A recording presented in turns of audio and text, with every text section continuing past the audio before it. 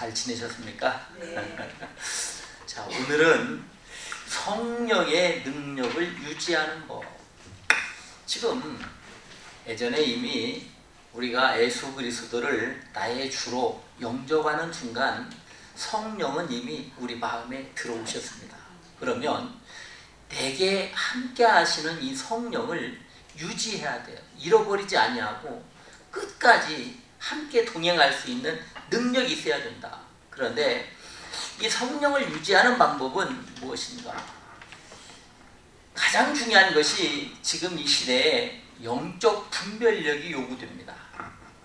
정말 하나님의 영이 내게 말씀하시는 것인지 아니면 사탄이 양의 탈을 쓴 거짓 선지자가 내게 하나님의 이름을 빙자해서 나를 유혹하고 속이는 것인지 분별할 수 있는 능력이 있어야 되는데, 가장 첫 번째 유지되는 것이 이미 예전에 말씀드렸던 거듭나는 것입니다. 다시 태어나야 된다는 것이죠. 다시 태어난다. 그런데 다시 태어난다는 것은 아노덴이라고 했어요. 아노덴. 위로부터, 하늘로부터 다시 태어나게 된다. 하늘로부터 다시 태어나야 된다. 그래서 요한복음 3장 6절에 말씀합니다. 육으로 난 것은 육이요 성령으로 난 것은 영이니 내가 내게 거듭나야 하겠다는 말을 기이 여기지 말라. 그런데 여러분들이 잘 알으셔야 될 중요한 사실이 있습니다. 고린도전서 2장 14절을 보면 육에 속한 사람은 하나님의 성령의 일을 받지 아니하나니 저희에게는 미련하게 보이며 또 깨닫지도 못하나니 이런 일은 영적으로라야 분별함이니라. 그러니까 이미 지난 시간에 말씀을 드렸지만 창세기 1장 27절을 보면 하나님이 사람을 말씀으로 창조하셨습니다. 창조. 그런데 이 창조라는 단어가 바라라고 말씀드렸어요. 히브리어로 바라. 이 단어는 하나님밖에 사용할 수가 없다. 인간은 사용할 수가 없다. 무슨 얘기냐면 이 바라라는 단어는 없을 무자, 무에서 무언가를 있게 만들었다는 거예요. 있을 유자. 그러니까 아무것도 없는 가운데에서 무언가를 만드실 수 있는 능력, 그 능력으로 하나님이 저와 여러분을 창조하신 겁니다. 만드셨다는 말이에요. 그런데 창세기 2장 7절에 가보시면 하나님이 사람의 몸과 혼을 만드셨다. 여기는 창조가 아닙니다. 그러니까 하나님이 사람은 창조하셨고 사람의 몸과 혼은 야차르라고 해요. 야차르. 히브리어로 야차르. 하나님이 사람의 몸과 사람의 마음, 혼은 만드셨다는 거예요. 그러니까 하나님이 만드신 이 창조의 영, 스피릿, 성령이 우리 마음에 있는데 육에 속한 사람, 그러니까 하나님의 말씀에 속하지 아니하고 성령에 속하지 아니한 사람, 거듭나지 아니한 사람, 이런 사람은 미련하게 보인다는 거예요. 그리고 하나님의 말씀을 깨닫지도 못하고 모든 이런 일은 어떻게 영적으로라야 분별이 가능하다. 왜? 하나님은 영이시기 때문에. 하나님은 영이시고 또 지금 여러분과 제 안에도 영이 계시다 이 말입니다. 하나님의 성령이 함께하고 계시다 이 말입니다. 하나님의 성령이 함께하고 계시다. 그래서 요한복음 3장 3절은 말씀하기를 사람이 거듭나지 아니하면 하나님의 나라를 볼 수 없느니라. 그런데 중요한 말이 데살로니가전서 5장 19절에 성령을 소멸치 말아라. 소멸. 이 소멸이란 말이 불을 끄다, 등불을 끄다. 그러니까 불이 꺼지는 것을 말합니다. 불이 꺼지는 것을 말한다.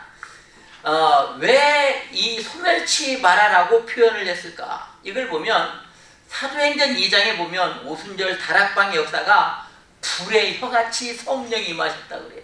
마치 불처럼 임하셨다. 그런데 이렇게 이해하시면 좀 쉬울 수 있습니다.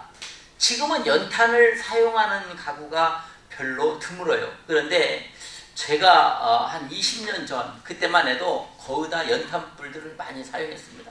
그러면 연탄불이 완전히 꺼지기 전에 연탄을 또 다른 연탄을 위에다 얹어서 연탄불을 유지를 해야 되는데, 만약 연탄불이 완전히 꺼지면 추운 겨울날 연탄불을 살리기 위해서 번개탄을 하든지 옆집에 불이 붙은 연탄을 얻어와야 됩니다. 불이 붙은 연탄을 얻어와야죠. 그런데 구약시대 역시 마찬가지였어요. 구약시대의 중요한 사건이 무엇이냐면 너희 원수의 머리 위에 숯불을 지피라. 이 말이 무슨 뜻이냐면, 구약시대에는 매일매일 그 다음날 굽는 빵을 위해서 불을 유지해야 돼요. 불이 꺼지면 안 돼요. 불이 꺼지면 안 돼요. 그러니까 지금 이 성령의 불이라는 것은 이미 내가 내 마음속에 영을 받았어요. 그러면 예를 들면 어떤 분들이 부흥회나 당신이 새벽 예배에 참석을 해서 막 불을 받았다가 어느 순간 불이 식는 수가 있어. 그래서 이제 교회를 가는 일도 뜸해지고 하나님의 일에도 소홀해지고 그런 경우가 올 수 있습니다. 그러니까 지금 여기서 성령을 소멸치 말라는 것은 이 불을 끄지 말아라. 성령이 불을 끄지 않기 위해서는 어떻게 해야 되느냐? 계속해서 풀로레오, 충만함을 유지하라는 거예요. 충만함을 유지하기 위해서는 불이 꺼지지 않게 계속해서 연탄을, 불이 완전히 꺼지기 전에 새로운 연탄을 공급하듯이 성령의 능력을 계속 공급해야 된다 이 말입니다. 계속 공급해야 된다. 그런데 이 불이 꺼진다는 말을 다른 말로 하면 강팍해진다고 말할 수 있습니다. 히브리서 3장 8절을 보면 너희 마음을 강팍해 하지 말아라. 강팍하게 하지 말아라. 이 말이 스쿨레누라는 말인데, 능동태로는 굳게 하다. 하든 굳게 하다. 수동태로는 굳어지다. To be become hard. 이런 말입니다. 그러니까 굳어진다는 말이 뭐냐면 마음이 완악해진다, 강팍해진다, 굳어진다, 이런 뜻을 가지고 있죠. 그런데 히브리서 13장 13절, 그 다음에 15절, 4장 7절, 로마서 9장 18절, 사도행전 19장 9절, 이 마음이 굳어서 순종치 않는다라는 말을 신약에서는 6번만 나옵니다. 6번만 나오는데, 히브리서 3장 8절이나 13절, 15절 이 말씀은 시편 95편 8절을 인용한 말씀입니다. 시편 95편 8절은 뭐라고 말씀하시냐면, 이르시기를 너희는 무리바에서와 같이 또 광야 마사에서와 같이 너희 마음을 강팍해 하지 말지어다. 그러니까 교회는 하나님의 말씀을 마음에 굳게 닫고 불복해서는 안 된다. 그러니까 성령이 내게 말씀하시면 이 말씀을 내가 받아들이고 순종해야 된다 이 말입니다. 그런데 하나님이 말씀을 하실 때 사람들이 복종을 하는 마음을 강팍해 하는 것은 자유다. 무슨 얘기냐면 하나님은 사람을 로봇으로 만드신 게 아닙니다. 그러니까 여러분이 선악과 사건을 잘 아실 거예요. 하나님이 아담과 하와에게 네가 선악과를 먹지 말아라. 다른 것은 다 해도 좋다. 하나님이 율법을 주셨습니다. 그리고 율법과 함께 사람에게는 자유의지를 주셨어요. 지금 이 시간에 여러분이 하나님의 말씀을 배우고자 하는 것도 여러분의 자유의 의지고, 배우지 않으려고 하는 것도 여러분의 자유의 의지다 이 말이에요. 그러나 그 모든 것을 하나님께서는 여러분에게 자유를 허락하셨는데, 이 자유라는 것은 얼마나 중요한 것인가. 만약에 이렇게 생각하시면 쉽습니다. 지금 이 땅에서는 사회적으로, 국가적으로 어떠한 법률자들을 수용하는 곳이 어디냐면 교도소예요. 교도소에서 가장 특징적인 것이 무엇이냐면 자유가 없다는 것입니다. 그분들은 일어나기 싫어도 일어나야 될 시간에 일어나야 되고, 밥을 먹기 싫어도 먹어야 될 시간에 먹어야 되고, 모든 것을 그 정해진 것에 따라서 해야 됩니다. 그러나 지금 저와 여러분은 자유의지에 따라서 내 자신이 마음에 내키는 대로 행할 수가 있다 이 말이에요. 그런데 성령께서는 여러분이 아셔야 될 영과 혼이 있는데, 영과 혼은 마음입니다. 마음이 소울, 영이 스피릿. 하나님이 여러분에게 말씀을 하실 때 여러분의 영에다가 말씀하시지 마음에다 말씀하시지 않아요. 간혹 가다가 어떤 분들이 이렇게 말씀하시는 경우를 들었어요. 하나님이 나에게 내 마음에 말씀하셨다. 나에게 이런 마음을 주셨다. 아니요. 하나님이 여러분의 마음속에 있는 영에다 말씀하시는 겁니다. 왜 그러냐면 하나님은 영이시기 때문에, 또한 여러분 안에는 영이 살아있습니다. 왜? 예수님이 죽으심으로 인해서 여러분은 다시 태어났다 이 말이에요. 그리고 여러분의 영은 거듭났다 이 말입니다. 여러분의 영은 살아있다 이 말입니다. 그래서 고린도서 5장 17절에 그런즉 누구든지 그리스도 예수 안에 있으면 새로운 피조물이라. 이전 것은 지나갔으니 보라 새 것이 되었더라. 여러분은 다시 지금 살아난 거예요. 그러면 하나님이 때때로 여러분이 하나님의 음성을 들을 때가 있어요. 그러면 그때 하나님이 여러분의 마음에다 얘기하시는 게 아닙니다. 여러분의 마음 속에 있는 영에 말씀하시는 겁니다. 제가 간증을 하나 하면, 제가 저희 부목사님이 연목사님인데 저거 13년 전에 교회를 개척을 했어요. 그런데 이분이 세상 말로 말하면 좀 깐깐한 성격이에요. 다른 남자분한테 말을 먼저 붙인다는 건 상상할 수도 없는 일이에요. 그런데 교회를 개척하고 나서 얼마 안 있다가 이분이 어디를 갔다 오니라고 3호선 지하철을 타셨대요. 그런데 바로 저희 부목사님 뒤에서 부목사님 앉아 계시는데 어떤 뒤쪽에 남자분, 경상도 말소리를 쓰는 남자분이 대화를 하는 소리가 들리는데, 그분이 지금 중병에 걸려서 일산에 있는 큰 병원에 수술을 받으러 가는 길이라고 소리가 들리더라는 거예요. 그런데 성령께서 저희 부목사님의 마음에 부목사님에게 말씀을 하시는 거예요. 영으로. 얘야, 저 사람에게 지금 바로 네가 가서 전도를 해라. 지금 당장 저한테, 그때는 제가 전도사 때입니다. 우리 고전도사님한테 가면 당신 수술 않고도 나을 수 있습니다. 그러니까 갑시다. 말을 하고 성령이 계속 말씀을 하시는데, 저희 부목사님 성품에 외간 남자한테 말을 건다는 건 상상할 수도 없는 일입니다. 상상할 수도 없어요. 그런데 성령께서 계속 마음에 감동을 주시는데도 결국은 그 남자분한테 그 말을 못했다는 겁니다. 못하셨대. 그래가지고 지하철이 이렇게 있으면 여기 타는 승강구가 있잖아요. 지하철 있고 플랫폼. 그런데 이제 결국 말을 못하고 집에 가기 위해서 지하철에 내려가지고 여기 서 있는데 여기서 발이 안 떠지는 거예요. 집을 가야 되는데 발이 떨어지질 않더라는 거예요. 그래가지고 10분이 지나고 20분이 지나고 40분이 지나고 결국 1시간이 돼도 발이 안 떨어지니까 지나가는 사람들이 전부 다 자신을 미친 여자처럼 쳐다보는 것 같고 너무너무 두렵더라는 거예요. 그래서 이제 저한테 전화가 걸려왔어요. 이런 일이 있어서 이렇게 성령이 제게 감동을 주셨는데, 내가 도저히 외간 남자한테 그런 말 할 자신이 없고 그 말하면 나를 미친 사람 취급할까 말을 못했는데, 내가 지금 집에를 가야 되는데 여기서 1시간째 발이 딱 땅에 붙은 것처럼 떨어지질 않습니다. 어떻게 하면 좋습니까? 그래서 제가 이제 기도를 했더니 그 순간에 발이 떨어져서 집으로 오셨어요. 그 순간에 발이 떨어져서.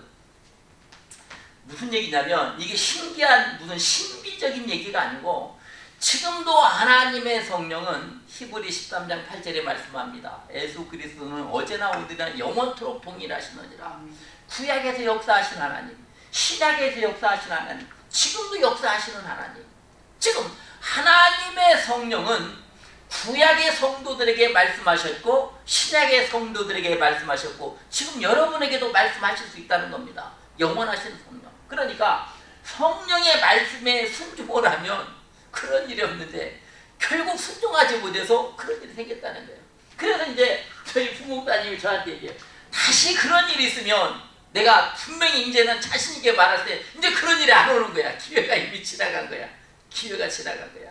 자, 무엇을 말씀드리냐? 여러분도 이런 경우가 올 수 있어요. 만약에 여러분이 함께 신앙생활을 영위하고 계시는 모세 목사님한테 어떤 사람을 저 사람을 모세 목사에게 데리고 가라. 그럼 저 사람 병을 내가 치료시키리라. 성령이 말씀을 하면 된다 이 말이야. 근데 안 하면 이런 경우를 당할 수도 있다. 이런 경우가 있을 수도 있다 이 말이야. 자, 그래서 이 히브리서 13장 3절에서 8절에 했던 호소를 수동태로 고쳐서 되풀이를 하는데, 너희 중에 누구든지 죄의 유혹으로부터 강팍하게 됨을 면하라. 여기 죄의 유혹이라는 말이 아파테라는 말입니다.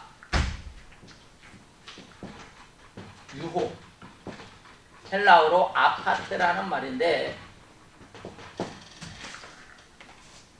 하나님의 종들의 마음이 강팍해지는 원인은 하나입니다. 죄 때문에, 죄의 유혹 때문에 강팍해지는 거예요. 하나님의 말씀에 순종하는 것과 순종하지 않는 것. 세상의 이치는 정말 크게 나누면 단 두 가지밖에 없다고 말씀을 드린 바 있습니다. 하나님과 마귀, 하늘과 땅, 남자와 여자. 모든 것이 선과 배, 낮과 밤, 둘로 나누어져요. 둘로 나누어지는데, 우리는 이 죄의 유혹을 물리쳐야만, 뿌리쳐야만, 왜? 자유의지. 내가 죄에게 넘어갈 수도 있고 넘어가지 않을 수도 있고, 내가 성령의 음성에 순종할 수도 있고 순종하지 않을 수도 있고, 하나님이 우리에게 자유의 의지를 주셨다는 거예요. 그런데 로마서 9장 18절을 보면 중요한 말씀을 해요. 하나님께서는 하고자 하시는 자를 강팍해 하시느니라.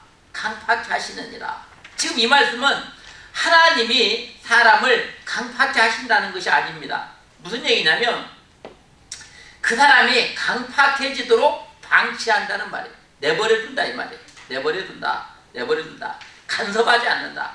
자, 쉽게 말해서 여러분이 하나님이 여러분의 일을 간섭하는 것을 감사해야 됩니다. 축복으로 알아야 됩니다. 왜 그러냐면, 바로의 사건을 보면 출애굽기 4장 21절에 여호와께서 모세에게 이르시되 내가 애굽으로 돌아가거든 내가 내 손에 준 이적을 바로 앞에서 다 행하라. 그러나 내가 그의 마음을 강팍해 하리니 그가 백성을 놓지 아니하리니. 그러니까 하나님이 하나님의 말씀에 순종하지 아니하는 악한 바로와 같은 강팍한 사람들을 심판하는 방법은 뭐냐면, 그 사람이 죄를 짓도록 놔둬버린다, 방치한다 이 말. 그럼으로써 그들이 심판을 당한다 이 말입니다. 그런데 하나님이 내게 무엇을 주셨느냐? 내 마음 안에 영, 살아있는 영, 스피릿. 예를 들어서 우리가 양심에, 우리말로 하면, 우리 속된 말로 하면 양심에 털났다, 양심에 굳었다, 뭐 이렇게 표현을 하죠. 그런데 양심이 굳어있는 사람, 그러니까 하나님의 영이 살아있지 아니하는 사람은 죄를 지어도 이게 죄인 줄을 모른다 이 말입니다. 죄를 느끼지 못한다는 거예요. 그러나 성령의 사람은 혹여라도 자신이 무심결에 누구와 약속을 지키지 않았다, 누구에게 혹여라도 무심결에 거짓말을 했다, 그럼 양심의 가책을 받습니다. 그것이 바로 하나님의 영이 살아있다는 증거예요. 살아있다는 증거. 그러나 양심이 강팍해진 사람, 하나님이 내버려둔 그들은 자기들이 죄를 지어도, 남의 것을 훔쳐도, 남을 미워해도, 남을 저주해도 양심의 가책을 받지 않습니다. 부끄러워하지 않습니다. 죄를 두려워하지 않습니다. 그것은 그들의 마음이 강팍해졌다. 그러니까 로마서 1장 24절을 보면, 그러므로 하나님께서 저희를 마음의 정욕대로 더러움에 내어버려 두사 저희 몸을 서로 욕되게 하셨으니, 이게 내버려둔다 이 말. 방치시켰다. 그러나 하나님이 우리를 끊임없이 간섭해 주시고 우리의 잘못을 끊임없이 깨닫게 해주시면, 우리는 하나님이 나를 아직도 버리지 아니하셨구나. 그래서 예전에 보면 저희 어릴 때만 해도 가정에서 무엇을 잘못해서 가장 큰 벌이 뭐였습니까? 집에서 쫓겨나는 거였거든. 근데 요새 사람들은 쫓겨나는 걸 두려워하지 않더라고. 요새 젊은이들은 쫓겨나는 걸 두려워하지 않아. 그러나 저희 때만 해도 집에서 쫓겨난다고 하면은 가장 큰 벌이었어요. 그래서 무조건 잘못했다고 빌고 그랬거든. 마찬가지로 하나님의 말씀 안에서 내가 하나님이 나를 쫓아내지는 않으신다는 거예요. 그러나 하나님이 바로처럼 강팍한 사람, 그러니까 모세의 이적을, 그 10가지 이적을 당할 때까지, 자기의 장자가 죽음을 당할 때까지 그는 하나님이 끊임없이 말씀하셨지만 그는 회개치 아니한다. 돌이키지 아니한다. 그런데 그 강팍케 하는 것이 하나님이 하시는 게 아니라 하나님이 그를 더 이상 징계하거나 권면하거나 채찍질하지 않고 내버려 두셔서 그 사람이 심판을 당하게 하신다. 그런 뜻입니다.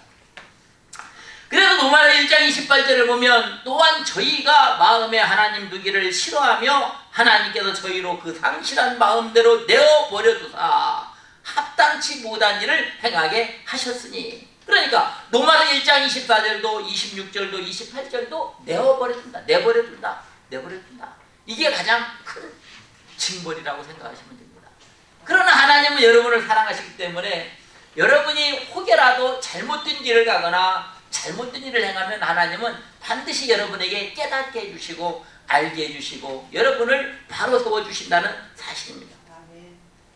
그런데 이 내버려둔다는 말이 굉장히 중요한 게 무엇이냐면 고린도전서 5장 5절과 디모데전서 1장 20절에 나오는 사단에게 내어준다. 사단에게 내어준다. 사탄에게 내준다. 이 말과도 공식적으로 유사한 의미를 지닌다는 사실입니다. 그러니까 사탄에게 내어준다는 것은 이 세상 신으로 다스리는 교회 밖으로 범죄자를 내보내는 것이며 성도들의 교제에서 제외시키는 것이다. 제가 좀 전에 말씀드렸죠. 가정에서 쫓아낸다. 가장 큰 징벌이다. 가장 큰 징벌이다. 그러니까 사탄에게 내어준다는 것은 내가 속해 있는 교회 공동체 내에서 죄를 지은 자를 내 밖으로 내보는 것이다. 그러니까 구약시대도 보면 회중에서 잘못한 사람은 어떻게 회중에서 회막에서 따로 불러내죠. 따로 불러내죠. 예를 들면 모세에게 아론과 미리암이 모세를 비방합니다. 근데 하나님께서 그들을 회중 밖으로 따로 불러내시는 거예요. 따로 불러내시. 격리를 시키는 거죠. 격리를 시키는 거죠. 고린도전서 5장 5절을 보면 이런 자를 사단에게 내어주었으니 이는 육신은 멸하고 영은 주 예수의 날에 구원을 얻게 하려 함이라. 구원을 얻게 하려 함이라. 즉 음행하고 잘못된 고린도 교회가 그 당시에 굉장히 타락했습니다. 특히 음행에 대해서 굉장히 타락되어 있죠. 그런데 음행한 자들을 사탄에게 내주는 것은 일시적이고 그 사람들이 욥처럼 사탄에 의한 질병과 시련 등을 잘 극복하고 진심으로 회개하면 그리스도의 영원한 심판 때 구원을 받을 수 있는 것을 암시하고 있다. 왜 그러냐면 사탄에게 내어주는 징계는 범죄한 영혼에 대한 최종적인 심판이 아니고 회개하기 위해서 일시적인 고난이다 이 말이에요. 회개를 시키기 위한. 그리고 이러한 것을 하나님의 사랑이다. 왜 그러냐면 사람이 자기의 잘못을 인해서 어떤 고통과 어려움과 괴로움을 당할 수 있습니다. 그러나 그 사람을 하나님이 일시적으로 잠시 잠깐 사탄에게 내어주는 것은 영원한 심판을 말하는 게 아니다. 회개하고 깨닫고 돌아와서 그 사람의 영혼이 구원받을 수 있게 하기 위한 방법 중에 하나라는 사실입니다. 방법이시다. 디모데전서 1장 20절을 보면 그 가운데 후메네오와 알렉산더가 있으니 내가 사단에게 내어준 것은 저희로 징계를 받아 회방하지 말게 하려 함이니라. 회방하지 말게 함이니라. 그런데 에베소 5장 18절을 보니까 술 취하지 말라. 이는 방탕한 것이니 오직 성령의 충만을 받으라. 성령의 충만을 받으라. 그런데 요즘 인터넷을 보면 굉장히 많은 글들이 올라와 있어요. 어떤 사람들은 이렇게 주장합니다. 술 먹는 것은 구원과 아무 상관이 없다. 구원과 11조를 하지 말아야 된다. 11조를 꼭 해야 되냐. 저는 분명히 말씀드립니다. 이것은 사탄의 음성입니다. 왜 그러냐면 구약에서 말씀하신 하나님의 법은 신약에서도 지금도 영원히 동일한 것입니다. 하나님의 법은 시대에 따라 변화되는 게 아닙니다. 변화되는 것이 아니에요. 지금 성경은 뭐라고 말하냐면 술 취한 것과 음행한 것과 그 다음에 모든 죄가 동일한 죄라고 말씀합니다. 동일한 죄라고 말하는 거예요. 그래서 이러한 하나님의 말씀을 유지하기 위해서는 플레로 충만함을 받으라 이 말이에요. 저도 오늘 이 학교를 오기 위해서 아침에 새벽에 기도 교회를 갔다 오면서 어떻게 자동차의 기름을 가득 채웁니다. 우리말로 만땅이죠. 만땅을 채워. 멀리 가려면 중간에 기름이 떨어져서 멈춰지면 안 되니까. 그러니까 이 성령의 능력을 유지하는 법은 제가 아까 처음에 설명한 것처럼 연탄불이 완전히 꺼지면 그 연탄불을 꺼진 것을 다시 살리기 위해서 이웃집으로 연탄불을 빌리러 가야 되고 번개탄을 켜서 세우듯이 다시 그러한 상황이 되지 않으려면 계속해서 성령의 유지를 받아야 된다 이 말이야. 성령 유지를 해야 된다. 그런데 성령을 소멸하지 아니하는 유일한 방법 중에 하나가 무엇이냐면 에베소 4장 30절을 보면 하나님의 성령을 근심하게 하지 말아라. 그 안에서 너희가 구속의 날까지 인침을 받았느니라. 여기 근심한다는 말이 누페오라는 말입니다. 누페오. 자, 성령을 괴롭게 하다. 성령에게 고통을 주다. 성령을 슬프게 하다. 그러니까 하나님의 은혜로 거듭난 하나님의 사람들이 죄를 짓거나 하나님의 영광을 가리게 되면 그 사람뿐이 아니라 그분 안에 계시는 성령이 괴롭다 이 말이에요. 성령이 슬프다 이 말이에요. 성령이 근심이 된다 이 말이에요. 성령이 고통을 가하는 일이다 이 말입니다. 고통을 가하는 일이다.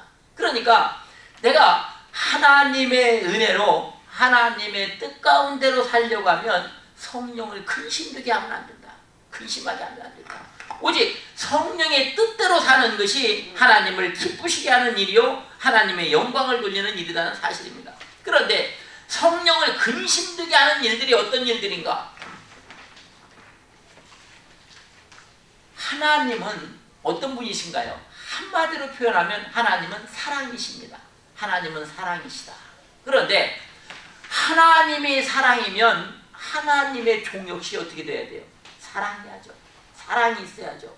그런데 하나님의 자녀이면서 다른 사람을 미워하거나 시기하거나 질투하거나 판단하거나 무시하는 이런 행동들은 전부 다 무엇을? 성령을 근심되게 하는 것이다. 성령을 괴롭게 하는 것이다. 성령을 슬프게 하는 것이다.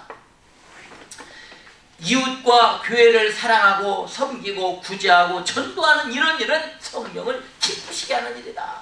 그러니까 그 사람의 몸을, 그 사람의 말을 보면 그 사람의 인격이 나타납니다.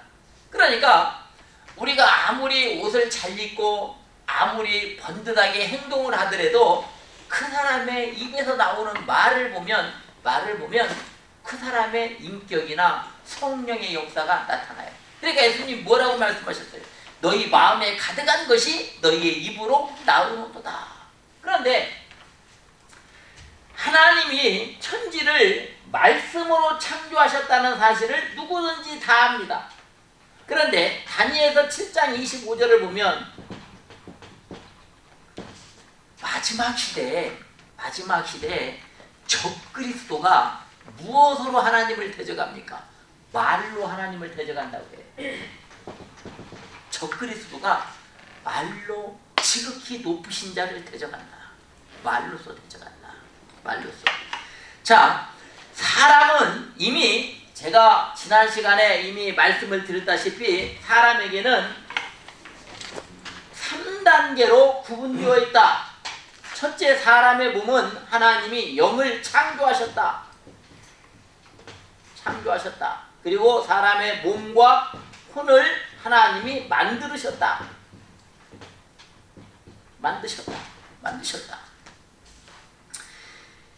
첫사람 아담은 범죄함으로 영이 죽었습니다. 이 영이 죽은 거예요. 첫사람 아담은. 그리고 육과 혼은 살아있습니다. 그런데 예수님이 십자가에 죽으심으로 우리의 영이 다시 살아났습니다. 되살아났어요. 그러면 지금 이 시대에도 예수 그리스도를 영접하지 아니하고 아직도 죄악 가운데 있는 사람은 어떻게? 지금 영이 죽어 있는 겁니다. 죽어 있는 거예요. 지금 우리말로 하면 살아도 산 목숨이 아니야. 왜? 겉은 살아있는데 그 사람의 안에 영은 이미 죽어 있어요. 그래서 그 사람들의 영이 살아날 수 있는 유일한 길이 무엇이냐면 바로 예수 그리스도를 영접하는 거다. 나의 주님으로. 주님이 십자가에 죽으신 이유가 내 죽어있는 영을 되살리기 위해서 죽으셨기 때문에 주님을 영접하면 내 영은 살아난다 이 말입니다. 살아난다. 그래서 요한복음 14장 16절 17절을 보면 내가 아버지께 구하겠으니 그가 또 다른 보혜사를 너희에게 주사 영원토록 너희와 함께 있게 하시리니 저는 진리의 영이라. 영원토록 함께 있게 하신다. 지금 제가 첫 시간에도 설명을 해드렸습니다만 하나님이 여러분에게 허락하신 성령은 여러분 가운데 영원히 떠나지 아니하십니다. 영원히 여러분 안에서 여러분과 함께 계십니다. 그런데 그 성령이 근심하지 않도록, 성령을 괴롭게 하지 않도록 우리는 성령의 능력을 끝없이 유지해야 된다. 계속해서 말씀으로 하나님의 음성을 듣고 하나님의 뜻대로 행해서 그것을 유지해 나가야 되는 거예요. 유지해야 되는 거예요. 예를 들면 세상에 이런 말이 있어요. 창업보다 수성이 중요하다. 무슨 얘기냐면 어떤 회사를 세우는 것보다도 지키는 게 더 중요한 거예요.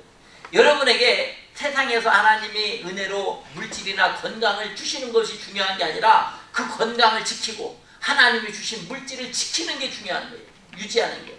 마찬가지로 성령도 하나님의 성령이 내게 임해서 어느 날 갑자기 내게 하나님께서 지혜의 영을 주시고 또 여러분들에게 신유의 능력을 주시고 예언의 영을 주셨으면 이것을 유지하는 게 중요하다 이 말이에요. 그런데 간혹 가다가 어떤 이런 분들이 있어요. 내가 예전에는 하나님의 은혜를 많이 받아서 정말로 예언의 은사가 정말 말씀의 은사가 능력이 나타났는데 지금은 능력이 사라졌다고 말씀하는 분들이 있어요. 그런 분들이 간혹 계세요. 그러나 지금도 늦지 않았습니다. 왜? 언제든지 여러분이 주님과 함께 계시고 주님과 함께 한다면 여러분 안에 계시는 성령은 소멸되지 아니하기 때문에 영원토록 여러분과 함께 하시기 때문에 여러분의 능력은 다시 회복되어진다는 사실입니다. 하나님의 역사, 하나님의 능력. 그래서 잠언 20장 27절을 보면 사람의 영혼은 여호와의 등불이라 사람의 깊은 속을 살피느니라. 그러니까 하나님은 무엇을 제가 처음에 말씀드린 대로 하나님은 우리의 영을 통해서 모든 것을 함께 하신다는 사실입니다. 우리 마음으로 하는 게 아닙니다. 우리 마음 안에 계시는 성령을 통해서 말씀하시고 보여주시고 깨닫게 하시고 모든 것을 영을 통해서 함께 하신다는 사실. 그래서 요한복음 16장 13절을 보면 그러나 진리의 성령이 오시면 그가 너희를 모든 진리 가운데로 인도하시리니 그가 좌우로 말하지 않고 오직 듣는 것을 말하시며 장래일을 너희에게 알리시리라. 장래일을 너희에게 알리시리라. 알리신다. 그러니까 여러분에게 중요한 사실이 사무엘하 23장 2절에 보면 여호와의 신이 나를 빙자하여 말씀하시며 그 말씀이 내 혀에 있다. 빙자 함께. 그러니까 여러분이 무엇을 하든지 간에 여호와의 신 성령과 함께 해야 된다는 말입니다. 성령과 함께 해야 돼. 그러면 성령과 함께하면 요한복음 14장 26절에 말씀하는 것처럼 보혜사 곧 아버지께서 내 이름으로 보내실 성령 그가 너희에게 모든 것을 가르치시고 내가 말한 모든 것을 생각나게 하시리라. 그러니까 모든 것을 성령과 함께 할 수 있어야 돼요. 성령과. 왜? 여러분이 삼위 하나님의 한 분이신 그러니까 성부 하나님, 성자 하나님, 성령 하나님 성자 하나님이신 예수님께서도 사도행전 18장 30절에 뭐라고 말씀하십니까? 하나님이 나사렛 예수에게 성령과 능력을 기름 붓듯 하셨으며 저가 두루 다니시며 착한 일을 행하시고 마귀에게 눌린 모든 자를 고치셨으니 이는 하나님이 함께 하셨습니다. 함께. 예수님이 그 모든 능력을 행하실 때도 하나님이 함께 하셨다는 거예요. 하나님이 함께 하셨다. 그러니까 그러면 하물며 우리는 말해서 뭐 할 게 있어요? 예, 예수님께서도 병자를 고치고 마귀를 쫓아내고 모든 일을 하실 때 하나님과 함께 하셨는데, 그러면 우리 역시 예수님의 제자이기 때문에 모든 일을 행할 때 하나님과 함께, 여러분의 사업이나 여러분의 가정이나 여러분이 하는 모든 일들을 하나님과 함께 해준다는 사실입니다. 그러면 사람이 하는 것과는 비교가 되지 않겠죠. 하나님의 미련한 것이 사람의 지혜 있는 것보다 낫다고 말씀하셨는데, 그러면 여러분이 성령을 유지하기 위해서 가장 중요한 첫 번째가 무엇이냐면 하나님과 대면하여 말씀하시기 바랍니다. 출애굽기 33장 11절을 보니까 사람이 그 친구와 이야기함 같이 여호와께서는 모세와 대면하여 말씀하시며 모세는 진으로 돌아오나 그 수종자 눈의 아들 청년 여호수아는 회막을 떠나지 아니하니라.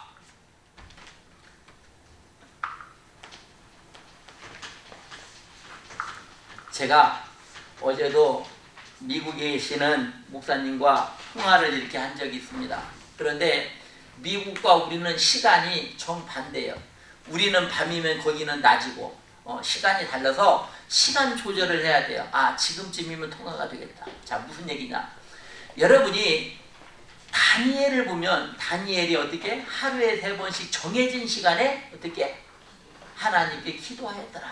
자, 여러분이 왜 새벽 예배를 하나님 앞에 드립니까? 일정한 시간에. 아마 여러분이 새벽에 시간을 정해서 나와서 기도할 때 하나님이 여러분을 기다리실 거예요. 아, 아무개 장로가, 아무개 권사가, 아무개 전도사가 지금 이 시간에 오겠지. 저도 제가 미국과 통화할 때는 지금쯤 이 시간에는 미국과 통화를 해도 시간이 맞겠다.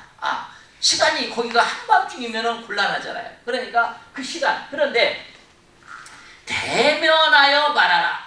민수기 12장 6절에 8절을 보면 이르시되 내 말을 들으라. 너희 중에 선지자가 있으면 나 여호와가 이상으로 나를 그에게 알리기도 하고 꿈으로 그와 말하기도 하거니와 내 종 모세와는 그렇지 아니하니 그는 나의 온 집에 충성됨이라. 그와는 내가 대면하여 명백히 말하고 은밀한 말로 아니하며 그는 또 여호와의 형상을 보겠거늘 너희가 어찌하여 내 종 모세 비방하기를 두려워 아니하느냐.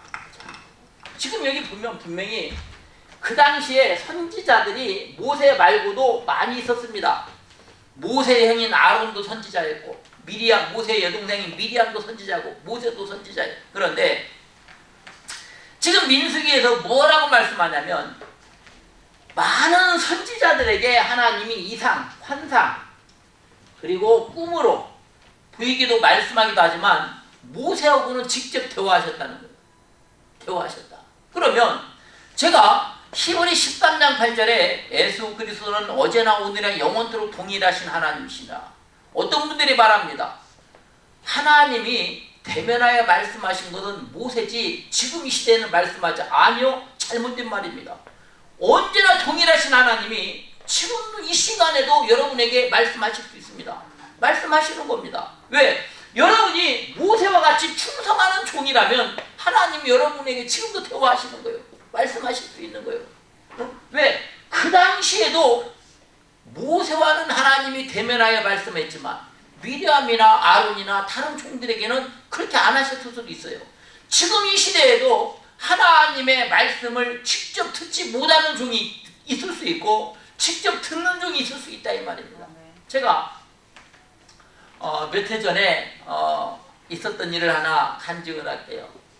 지방에서 목회를 하시는 어느 목사님이 부흥사로 활동하시는 분이 계세요. 저한테 전화가 걸려왔어요. 목사님, 제가 오늘 서울을 올라갈 일이 있는데 목사님 시간이 괜찮으시냐고 그래요. 아, 그래요 목사님. 그러면 제가 오늘 오시면 식사를 대접하고 싶습니다. 저녁을 대접하겠습니다.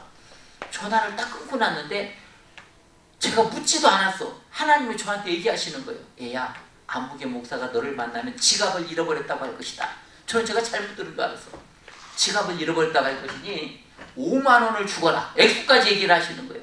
그래서 저는 잘못 들은 줄 알고 하나님 그러면 만나지 말을까요? 아니다. 만나라. 그도 내가 사랑하는 종이다. 그도 내가 사랑하는 종이다. 그런데 저녁에 이제 식당에서 만났습니다. 그런데 이 목사님이 지갑을 잃어버렸으면 제가 아는 상식으로는 만나자마자 아이 목사님 내가 오다가 지갑을 이렇게 얘기를 해야 되는데 전혀 그런 얘기가 없어요. 어디 일본으로 선교를 가자 막 거창한 얘기만 하는 거예요. 그래서 저는 제가 잘못 들었나 그랬어요. 내가 하나님의 음성이 아니라 환청을 잘못 들었나 순간적으로 생각을 했어요. 근데 식사가 거의 끝나가는 무렵에 목사님이 그러세요. 목사님 제가 지갑을 잃어버렸습니다. 그래요? 저는 이제 하나님한테 이미 들었기 때문에 그래서 놀래지도 않고 하나님도 액수를 5만 원을 주라고 액수를 드리라고 하니까 그대로 드렸어요. 무슨 얘기냐면 하나님이 때때로 여러분에게 여러분이 묻지 않아도 친구처럼 여러분한테 말씀하실 수 있습니다. 이렇게 말씀하실 수 있는 거예요. 지금 분명히 주님이 뭐라고 말씀해요? 너희 중에 선지자 내가 내 종 모세와는 그렇지 아니하니 그는 나의 온 집에 충성됨이라. 또 출애굽기 3장 11절에 사람이 그 친구와 이야기함 같이 여호와께서는 모세와 대면하여 말씀하십니다. 저는 여러분들이 지금 이 모세처럼 하나님과 친구처럼 대면하여 말씀하는 그러한 종들이 되시기를 주님의 이름으로 축원합니다. 그러한 종들이 주는 조건은 오직 하나입니다. 여기 뭐라고 말씀해요? 내 종 모세와는 그렇지 않으니 그는 나의 온 집에 충성됨이라. 충성하는 종이다 이 말이에요. 모세는 충성하는 종이다. 신명기 34장 10절에 보니까 그 후에는 이스라엘의 모세와 같은 선지자가 일어나지 못하였나니 모세는 여호와께서 대면하여 아시던 자요. 아시던 자요.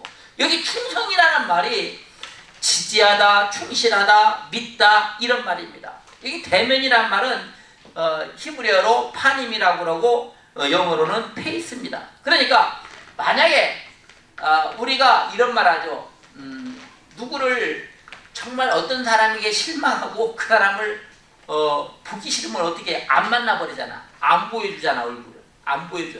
그러니까 성경에서 하나님의 얼굴을 돌리거나 감출 때는 그러한 은혜를 거두어가는 것을 의미합니다. 거두어가는 것. 그러니까 여러분들도 정말 여러분에게 나쁜 짓을 했거나 여러분을 괴롭게 하거나 그러면 여러분이 그 사람을 안 만나버린다 이 말이에요. 꼴을 안 봐버리는 거예요. 우리 말로 꼴을 안 보는 거예요. 그런데 우리가 하나님을 어떻게 날마다 그분의 얼굴을 구하는 방법 중에 하나가 무엇이냐면 정해진 시간에 자 새벽 예배 때, 주일 예배 때, 새벽 예배 때, 주일 예배 때 그리고 내가 정해진 시간에 기도할 때 하나님도 여러분을 기다리고 계시다. 그 시간에 여러분이 하나님을 대면할 수 있다. 대면할 수 있다. 그래서 정해진 시간에 기도하고 말씀을 정해진 시간에 읽는 것이 아주 중요하다는 사실입니다. 그러니까 하나님이 은혜를 거두어가는 것을 표현하는 걸 보면 시편 132편 10절에 보면 주의 종 다윗을 위하여 주의 기름 부음 받은 자의 얼굴을 물리치지 마옵소서. 물리치지 마시옵소서. 또한 로마서 12장 6절을 보면 우리에게 주신 은혜대로 받은 은사가 각각 다르니 혹 애언이면 믿음의 분수대로 여기 분수라는 말이 아날리게라는 말인데 부분, 목, 정도라는 말입니다. 무슨 얘기냐면 좀 전에 말씀드린 대로 구약시대에 모세와는 하나님이 대면하여 말씀하셨지만 다른 선지자들은 이상이나 꿈으로만 말씀하셨다 이 말이에요. 자, 믿음이 똑같은 믿음이 아니다. 그 사람이 얼마나 하나님 앞에 충성하느냐에 따라서 하나님이 그분에게 주는 믿음의 은혜가 다르다는 겁니다. 분량이 다르다 이 말이에요. 저는 여러분들이 이 성령신학 시간을 통해서 정말 모세와 같은 믿음을 가지시는 종들이 되시기를 주님의 이름으로 축원합니다. 로마서 14장 4절을 보면 남의 하인을 판단하는 너는 누구뇨? 그 섰는 것이나 넘어지는 것이 제 주인에게 있음에 저가 세움을 받으리니 이는 저를 세우시는 권능이 주께 있습니다. 주께 있습니다. 지금 여기에 종이라는 말은 노예 신분과는 다른 말입니다. 즉 여기서는 가정을 돌보는 가정의 하인, 즉 집사를 말하는 겁니다. 집사, 어떤 가정의 모든 살림을 총괄하는 그런 사람들을 말하는 거예요. 그리고 여기 로마서 14장 4절의 말씀은 비유적으로 그리스도인의 종이 된 그리스도인들을 말하는 겁니다. 즉 그리스도인은 그리스도의 종이지 서로 간의 종이 아니다. 그러니까 서로를 향해 비평하는 것은 월권행위라는 겁니다. 월권행위다. 또한 그리스도의 종으로 세움을 받느냐 아니면 버림을 받느냐 옳으냐 그르냐를 판단하고 결정하는 권한은 전적으로 주님에게 있다는 겁니다. 그런데 내가 누구를 향해서 그 사람이 옳다 나쁘다 그르다 말하는 것은 주제넘은 행위다 이 말이에요. 하나님의 권한을 주제넘은 행위다. 예를 들어서 지금 저도 아들이 장성한 아들이 있어요. 벌써 36인데 제 아들이 뭔가 잘못을 했고 어떤 문제가 있다 하더라도 만약에 다른 사람이 제 아들을 끊임없이 비방하고 막 심하게 하면 제가 어떻게 가만 안 있죠. 왜? 내 아들은 내가 다스리면 된다 이 말이에요. 잘못하지도 않지만 내가 하면 된다 이 말이에요. 마찬가지로 그리스도인의 종은 그리스도의 종이지 서로의 종이 아니라는 겁니다. 서로 비판하지 말라는 거예요. 제가 좀 전에 말씀드린 대로 그 목사님이 그분이 거짓말 그건 중요한 게 아니야. 하나님 뭐라고 말씀하시냐면 그도 내가 사랑하는 종이다. 그도 내가 사랑하는 종이다라고 저한테 분명히 말씀을 하셨어요. 그러니까 저는 그 애에 대해서 어떠한 이유도 달지 않습니다. 왜? 우리가 간혹 가다가 목사님들이 이런 얘기를 하는 설교를 들어보신 적이 있을 거예요. 천국에 가보니까 전혀 올 수 없는 사람이 천국에 와 있더라는 거예요. 그리고 꼭 천국에 와야 될 사람이 못 와 있더래. 사람으로 판단할 수 있는 게 아니에요. 하나님의 종, 하나님의 기름 부음을 세운 종들은 하나님께 그 판단의 권한이 있습니다. 사람이 판단하려고 하면 안 됩니다. 사람이 판단하려고 하면 안 돼요. 제가 한 2년 전에 어디 지방에 그 말씀을 전하러 간 일이 있습니다. 그런데 그 여목사님이 물질에 좀 욕심이 많으신 분이어서 그날 그 자리에 참석하기로 한 모든 집사님, 권사님들이 한 사람도 안 나왔어요.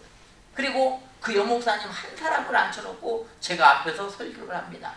그런데 제가 그때 하나님께 정말 10번을 여쭤봤어요. 기도하기를. 하나님, 제가 책망하는 설교를 해야 됩니까? 축복하는 설교를 해야 됩니까? 10번 다 하나님의 대답은 뭐라고 말씀하시냐면 축복하는 설교를 해라. 책망하는 것은 내 몫이다. 너는 네가 할 일은 축복하는 일뿐이다. 축복하는 일뿐이다. 즉 우리 하나님의 종들이 서로 간에 서로의 종이 아니고 그리스도의 종이라는 사실을 인정하고 그 모든 것을 그분을 세우고 그분을 안 세우고 하는 모든 권한도 하나님께 있다는 걸 인정하고 우리가 할 일은 오직 하나, 축복하고 사랑하고 권면하고 오직 우리의 일은 그거다 이 말입니다. 왜? 그분이 만약에 잘못한 일이 있다면 하나님이 그분에 대해서 직접 징계하실 거다 이 말이에요. 왜? 그분의 종이기 때문에. 그러니까 우리는 이러한 월권적인 행위를 해서는 안 된다. 오직 하나님의 뜻대로 행하는 종들이 되시기를 주님의 이름으로 축원합니다.